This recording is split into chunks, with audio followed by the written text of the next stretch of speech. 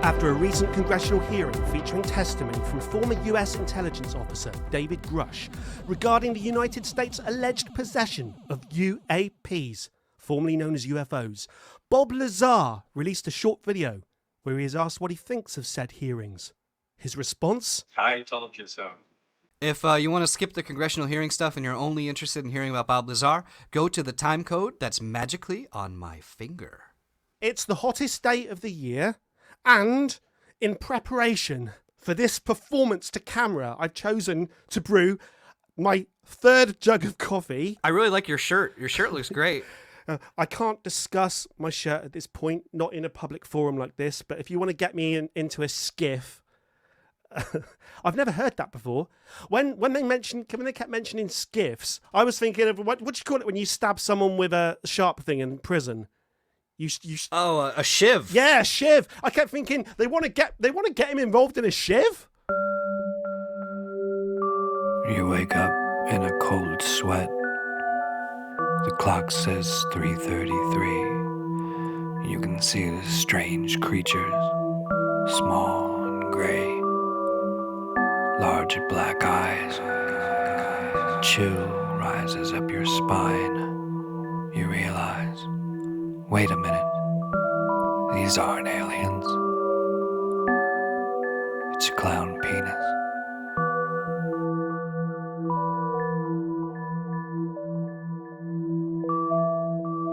Do you know what's the funny thing, right? In preparation for this, I knew the countdown to us recording this podcast. I had half an hour left. I've devoured everything there is to see and to hear from the UFO community, right? But because of Barney and Betty Hill in 1961 and their alien abduction stories, I suddenly thought, Barney and Betty? That must be the inspiration for the characters Barney and Betty Rubble in the Flintstones. So I looked up the Wikipedia page for the Flintstones and I read every single word of it, thousands of words leading up to this that we're recording right now. And it turns out that they're not influenced. They're not influenced by it at all. It's got nothing to do with it. But I now know the names of the dog character, the saber-toothed cat character. I now know the history of Pebbles and Bam Bam, the characters that I didn't want to know anything about. You know, Six, it's one of those last names that you just don't hear anymore. Flintstone. I stole that from Norm. That's a Norm joke. Do you think that clowns paint their penis like their face? A chalky white base leading to a red bulbous nose.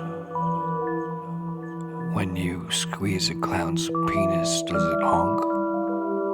They all get together, have orgies in a comically small car. Enigma.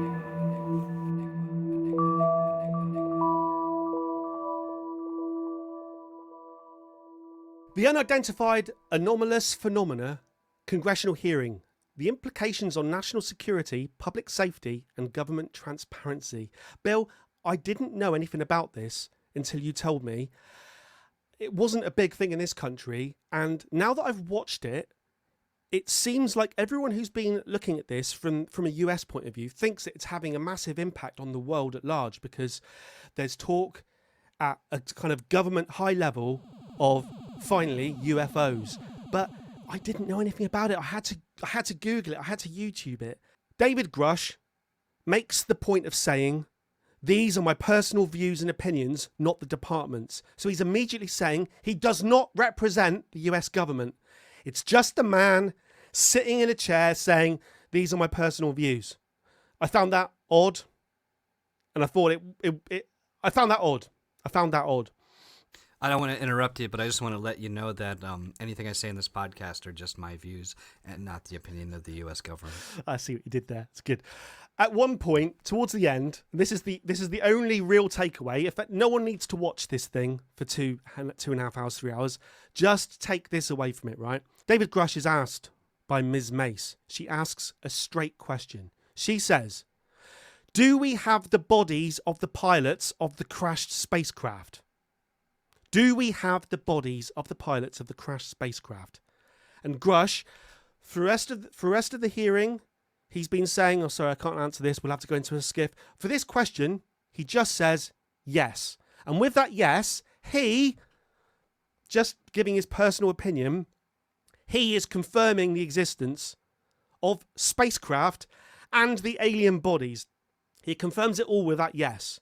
So for the people out there who believe that David Grusch, who's a former pilot or whatever, and a current or a former intelligence officer, supposedly of the highest top secret rank or whatever, for the people that hold David Grusch as a high up representative of the government, if people do hold him in that regard, he confirms that the US government have alien spacecraft and the bodies of aliens. That's the takeaway from it. The problem is, he did say it was his own personal view, and he does not represent the department. You find yourself in a bathroom stall. No one else is there. You think, that's good. You finish at the urinal. Someone else walks in. You think, oh no, now I have to wash my hands.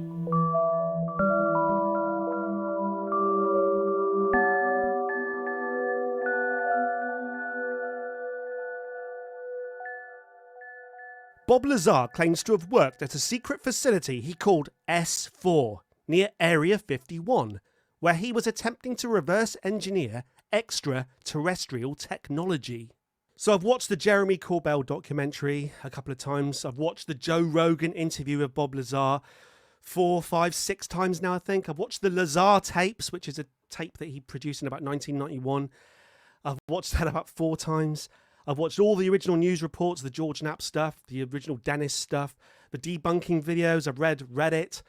I am now a fountain of knowledge. It doesn't feel like I'm going to be able to give anything of substance to the world, but I'm a fountain of knowledge.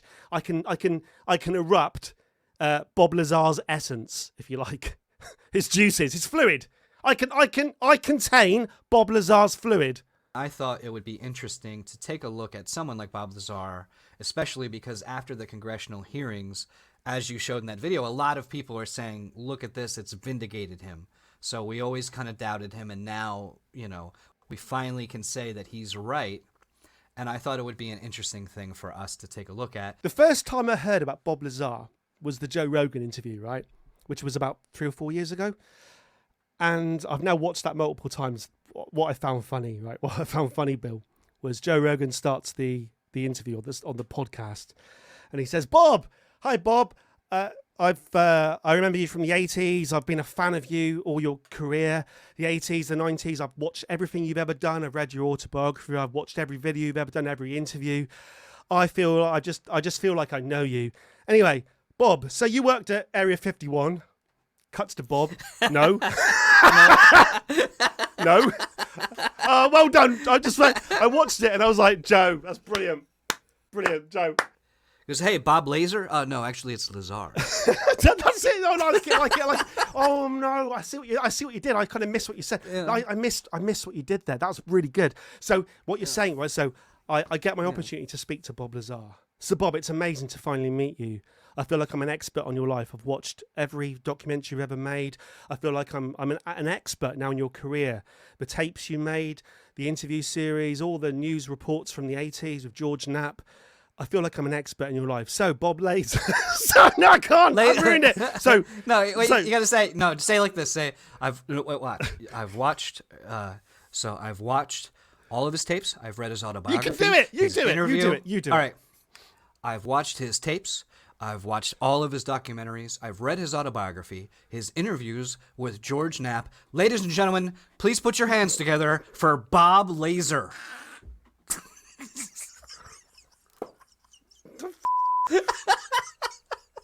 I'm going to ruin another keyboard. Oh. Why did I start drinking during that? Oh no. We haven't even started talking about it yet, and I'm just, oh dear. Oh, I'll tell you what, before I go and clean my face up, and before we really delve deep into Bob's life and career, I wanted to start off by saying that I think it was Jeremy Corbell in the Joe Rogan interview says something to Bob along the lines of, but you don't like to talk about it, do you? And he admits, yeah, I don't like to talk about this. And I was kind of... And then cut to him driving up in a Camaro. It's mental. In the desert with the things. I was kind of put off straight away because I thought, how disingenuous is that? Like, I know there'll be a lot of people watching this or who are Bob Lazar fans, and they'll take offence at me kind of mocking him or whatever. But just hear me out here. You've personally observed 9 flying saucers, right? And you've studied an anti-gravity device. You, Bob Lazar, you're Bob Lazar now. I'm talking to you. You're Bob Lazar. You have proof. You've seen it. You've got proof of extraterrestrial life. And the matter of fact that we've been visited by alien creatures. But you don't like to talk about it. You don't like to talk about it. And I heard him say that, and I just thought, no, I'm sorry. Well, this no, would to be be fair, the most important thing in to be fair, my life. to be fair, if I am pro Bob Lazar, I would say, yeah, but the government's been messing with me. I'm shunned. There's a lot of danger involved in me talking. As a child, you liked the show Thundercats. Lion-O is your favorite, though you find Chitara highly erotic, attractive, especially for a cat lady. Panthro is a gray warrior cat, but you just know he's African American. Years pass and you watch again. Disappointment. The show is always absolutely mind-bogglingly terrible. Thundercats, Thundercats, Thundercats. No.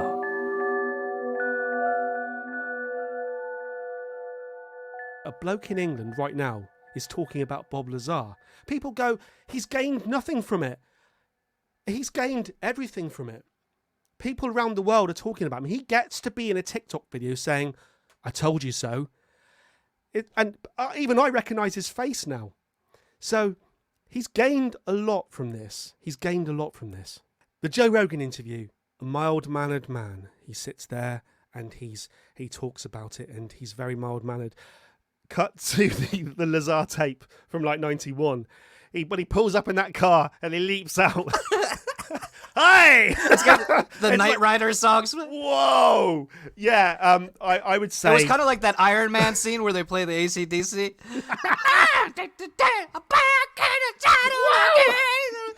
Wow! Yeah. Bob Lazar! And he Bob gets out, Lazar. he's like, hey, everybody! He says a number of times in documentaries, and I think he said it on the Joe Rogan show, he said, if I was lying, if you think I was lying, I would have come up with a better lie. Because it's the same basic story, but he just went into a lot more detail in the past. I think he was freer because I think the audience was a little less judicious back in the 80s.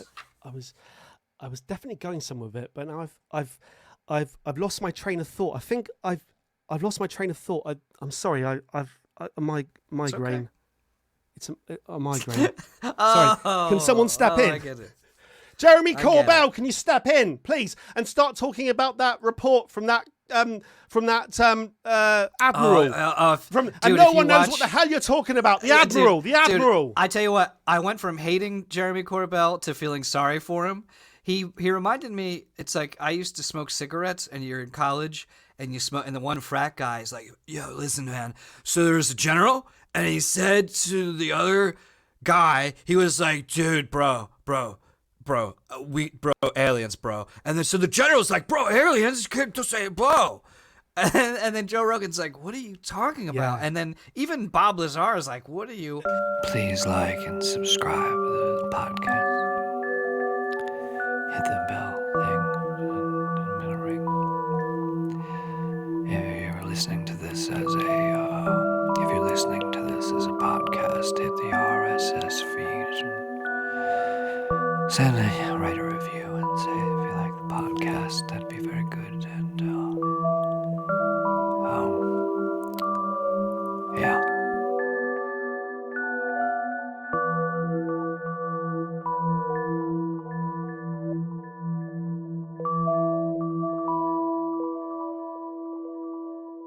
All I did was work on my spacecraft, and then I was handed this document that said all this other stuff in it. And I'm telling you now, I don't know whether it's true or not. It could all be false. So he gets element 115 out. He makes a video of it. So they do a test with a laser, and they prove that element 115 is a stable element. He would have proved his entire story. So if he has this videotape with this experiment, me and the Mercurial number 6 are not making this video because it's almost like substantiating life on other planets. Like if you really come and say, here is evidence of an element that doesn't exist, that scientists cannot make stably, I can make it, and here's the story why. It goes about as close as you can to proving everything that he said is true. And luckily for him, he has it on videotape. Now, his story that the Jerry Corbell, for the documentary, he was just trying to find this tape. And in the documentary, he says, ooh, I found it, but there's only a minute on the tape and it doesn't prove anything. So already you're going, this is too much. Then you do some research.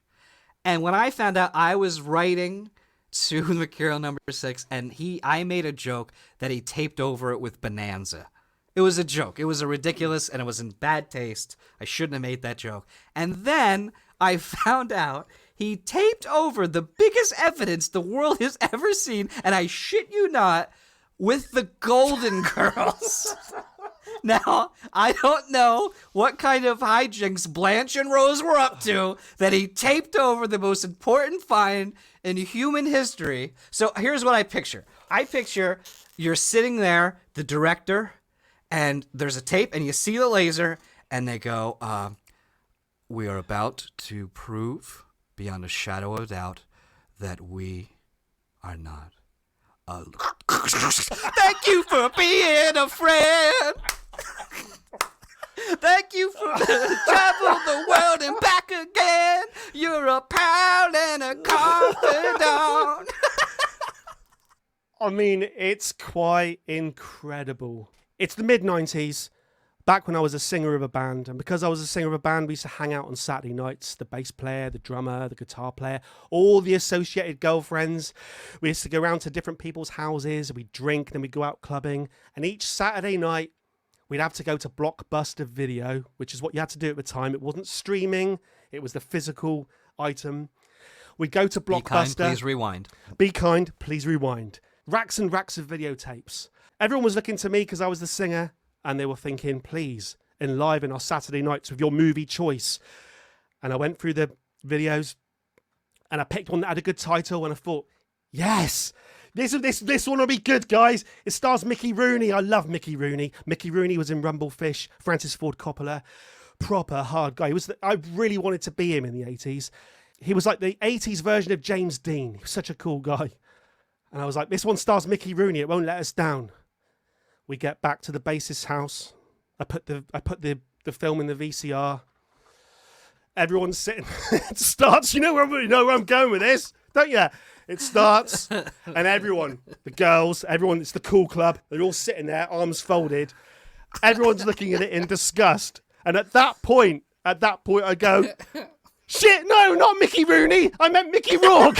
I meant Mickey Rourke. Oh! For the folks at home, Mickey Rooney is a 3-foot tall bald man who the last time I saw Mickey Rooney, he was doing like a roast of Jimmy Stewart, like Dean Martin was there.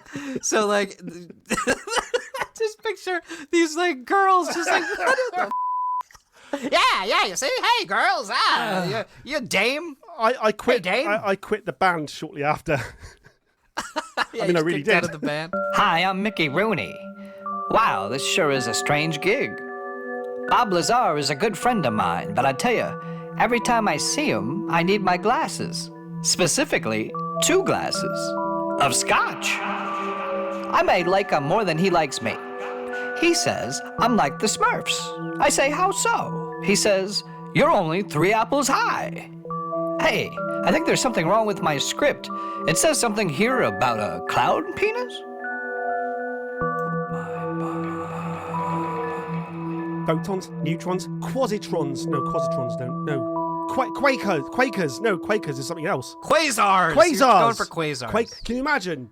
You Protons, get an electron neutrons, microscope, quasars. and then you see a Quaker, and you're looking through the microscope, and he's just making some oats. He's making the oats. Yeah, the guy he's with just the staring, and he's looking up at you in the microscope, going, "What the hell are you looking at, mate?" He's no. You know what he'd say? He goes, "What are you looking at me for? You finish your chores?" God. When Jeremy Corbell reveals the photo of the said scanner to Bob Lazar, Bob looks genuinely, this is confirming everything, and he looks like heartfelt. My God, there it is, the bone scanner that no one's ever believed me about. When you look into it, the bone scanner was a common thing amongst kind of certain government agencies back in the late 70s, early 80s. It was called an Identimat 2000. There were adverts for it in the trade papers. The thing features in Close Encounters of the Third Kind, for the youth of today, a very popular late 70s Steven Spielberg film that the whole world watched and was one of the greatest films of all time. When one of the guys goes into a room in it, he uses said scanner. It was that famous. Let's be positive to Bob Lazar here, right? So...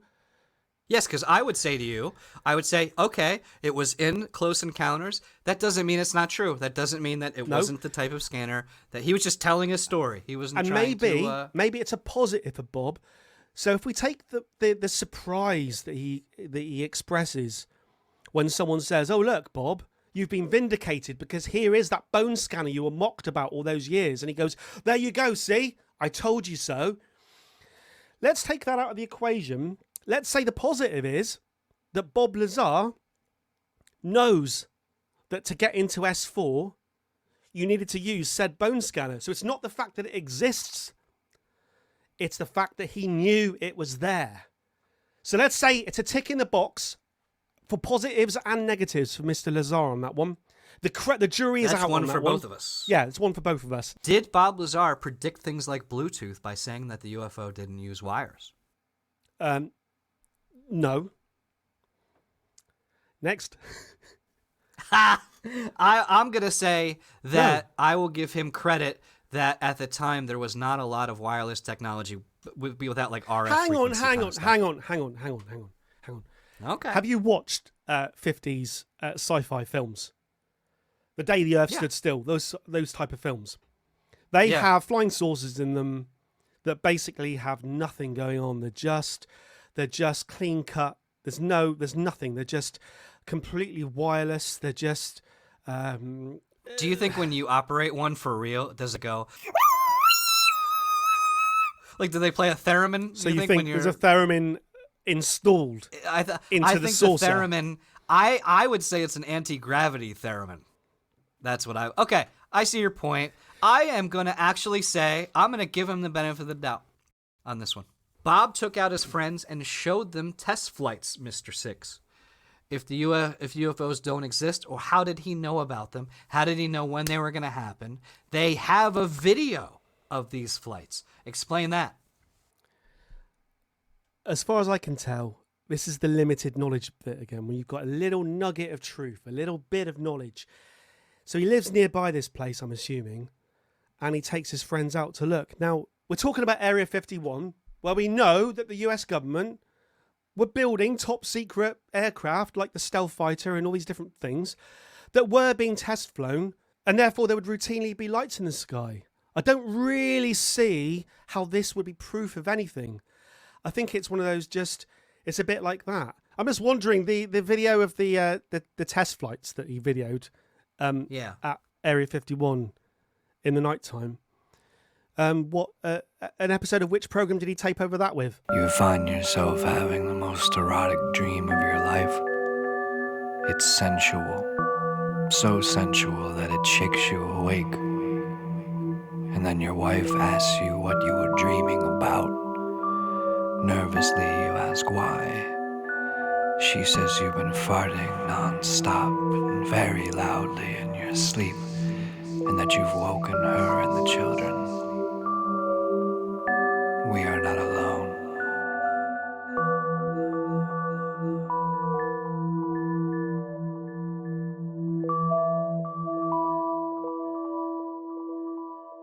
Before we end this, I just want to point out that unfortunately we could not afford Mickey Rourke for the voiceover. So we have alleged Mickey Rourke. It's a different person. His first name is alleged. His middle name happens to be Mickey.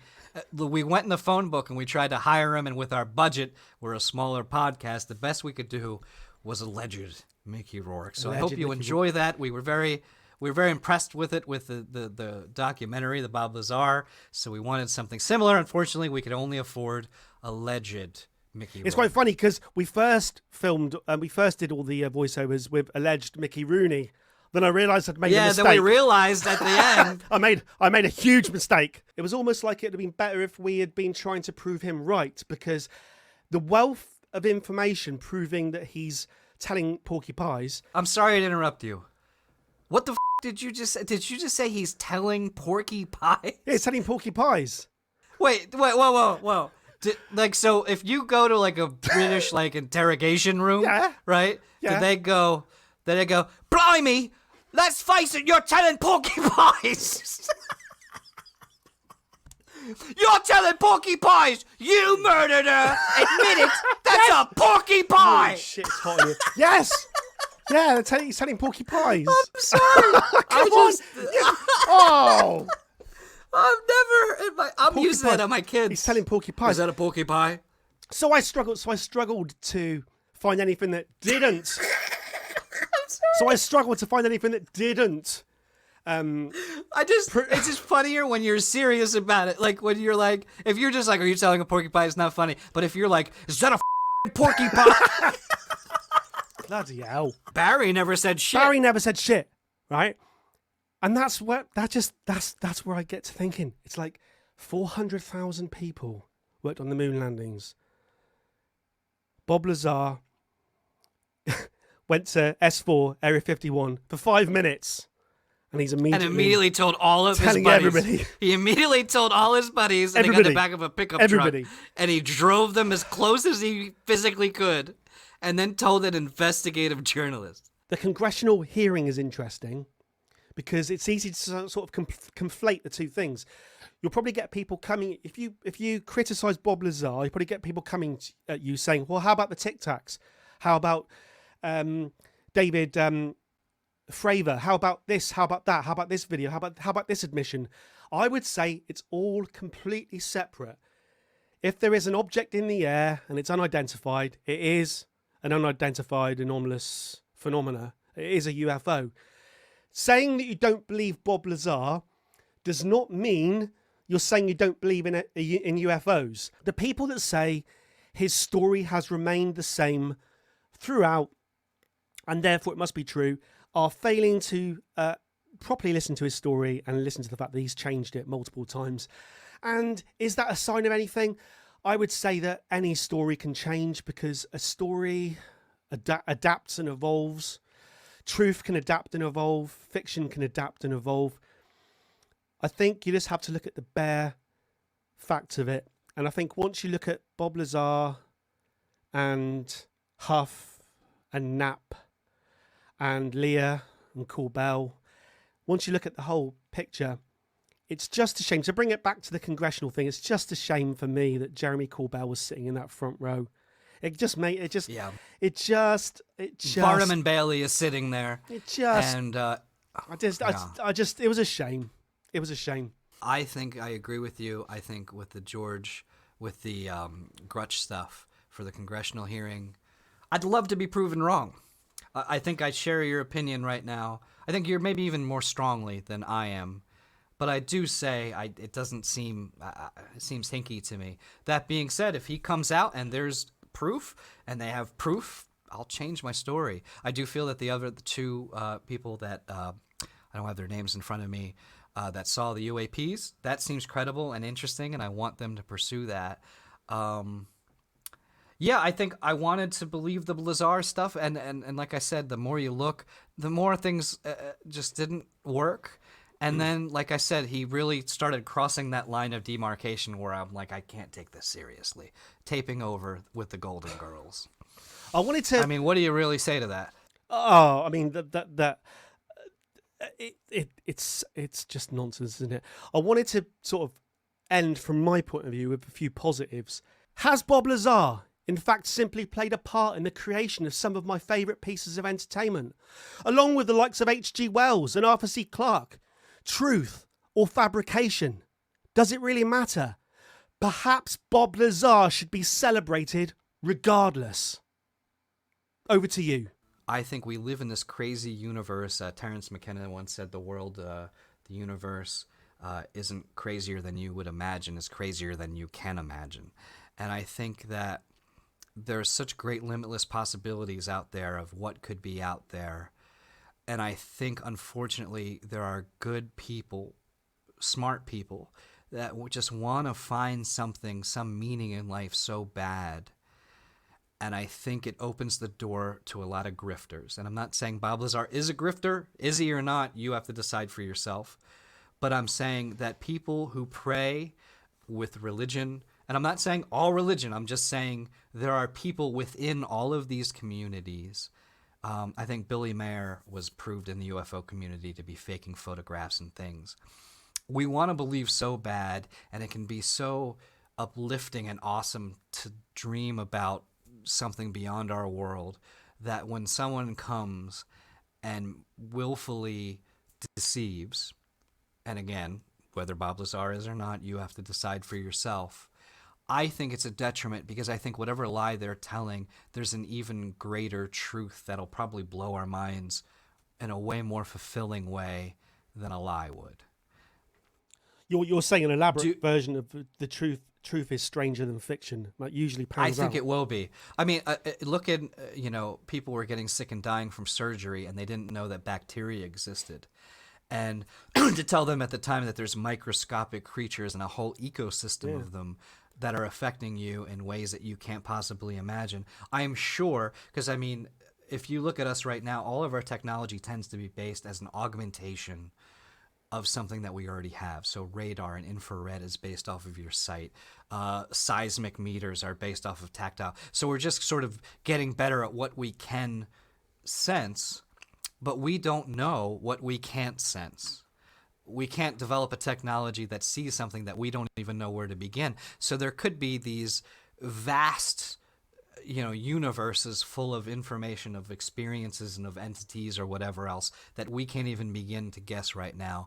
And I think all of our best minds should be on finding that. And I think there's detours in the road when people deceive.